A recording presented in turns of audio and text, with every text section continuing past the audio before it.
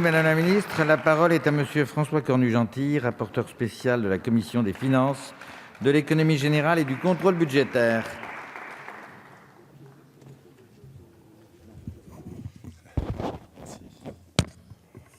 Merci, Monsieur le Président. Mesdames les ministres, Monsieur le Président, Madame, Messieurs les rapporteurs, mes chers collègues. Je voudrais, Madame la Ministre, profiter de ce débat pour vous poser quelques questions sur le budget, sur l'information du Parlement, enfin sur l'Europe de la défense. Les crédits proposés par le gouvernement pour la mission défense sont conformes à la loi de programmation militaire. Nul ne peut nier que l'effort est significatif. Mais le passé nous apprend que toutes les premières annuités budgétaires de LPM respectaient la loi de programmation, les difficultés n'intervenant que plus tard. Cette expérience, toujours répétée, doit nous inciter à être vigilants. On voit en effet poindre des motifs d'inquiétude. Lors des auditions auxquelles j'ai procédé, j'ai ainsi été étonné par la prudence des propos de l'ensemble des responsables du ministère lorsque je leur posais la question de la fin de gestion. Personne ne pouvait affirmer que Bercy tiendrait parole. Le dégel de la réserve de précaution, la couverture des surcoûts OPEX sont encore et toujours des sujets pouvant impacter la bonne exécution des crédits. Certes, il n'est plus question de recettes exceptionnelles et nous nous en réjouissons. Mais quid de la surchauffe des prix du carburant pour les armées? Quid du périmètre de la provision des surcoûts OPEX en 2019? Est-ce 850 millions ou 950 millions? La technique budgétaire a des ressources inattendues pour contourner la volonté du législateur. Madame la ministre, pouvez-vous nous en dire plus sur la fin de gestion et à plus long terme sur les engagements de Bercy à respecter cette LPM? Le budget 2019 valide les axes de réforme que porte la LPM et que je partage. J'aurai toutefois, Madame la ministre, plusieurs demandes qui concernent l'information du Parlement à vous formuler. Personne ne conteste la nécessité de réformer les dispositifs existants pour le MCO. La DMAE, nouvellement créée, aura une tâche difficile et nous devons tous souhaiter le succès de votre réforme. Or, de façon incompréhensible, les services du ministère rechignent toujours à transmettre des chiffres précis sur la disponibilité des matériels permettant d'évaluer l'efficacité des mesures prises. Un seul exemple, les documents budgétaires proposent un taux de disponibilité pour les appareils d'attaque et de reconnaissance sans plus de distinction.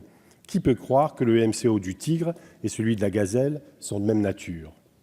Plus de transparence ne peut qu'aider à la réussite de la réforme engagée.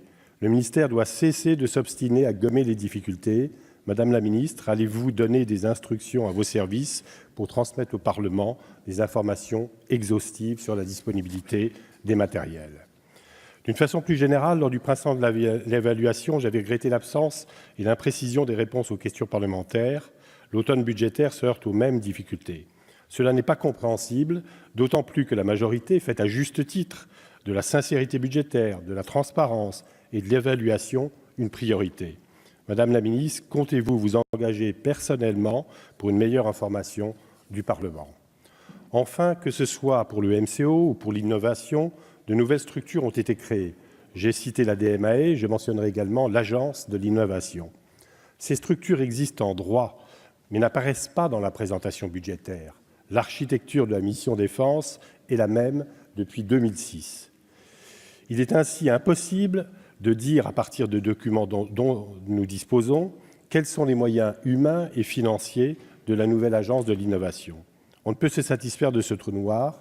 Madame la ministre, seriez-vous favorable à une nouvelle présentation budgétaire avec des indicateurs reprenant vos propres priorités?